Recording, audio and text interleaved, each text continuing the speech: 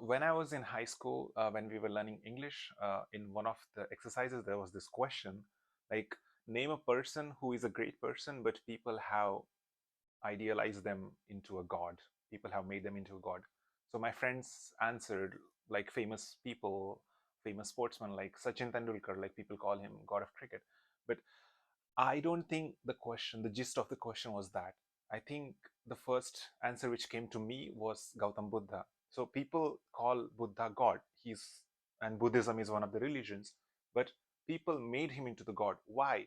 Buddha is uh, Buddha was a person like us in flesh and blood, and basically like he was a king, and then he realized that this world is nothing but filled with suffering, and the root of all these sufferings is our desire. So when he gave us this four noble truth, like the life is suffering, our desires are the root of the suffering, but there is this end to the suffering, and we can go on that path.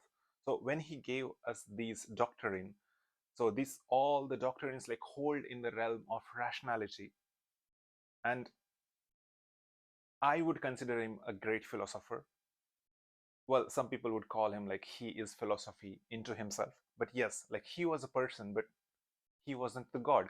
I think there is this famous parable which goes like one person came to Buddha and he asked him, do you think the god exists? And Buddha answered him like, it doesn't matter. It doesn't matter whether the god exists or not, because you have been given this human life, you have this consciousness, you will suffer because of all your desires. And okay, you can satisfy the desires, but it is like scratching an itch. But no matter how many times you scratch, this itch will always be there, like throughout your life. So the only thing is that this scratching should not exist. So his way was that, like, you need to go in that way, like to realize this truth, this noble truth, and get rid of all your sufferings, and which comes from desire. So basically this became the doctrine, like the foundation of Buddhism. And I don't know how it got converted into this religion, but famously, like J Krishnamurti at the end, like between, he was a philosopher during uh, mid to late 20th century. He famously said that if people would have listened to Buddha, there won't be Buddhism.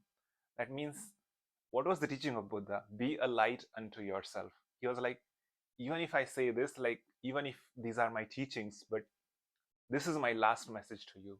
Be a light unto yourself. Listen to yourself. Like, even though I have shown you this path, don't idealize me, don't idolize me, don't make me a god. I mean, it's the gist of this argument. And, but what did the people do? They made him into the god. And that is the answer to the question I would like to give my old high school self.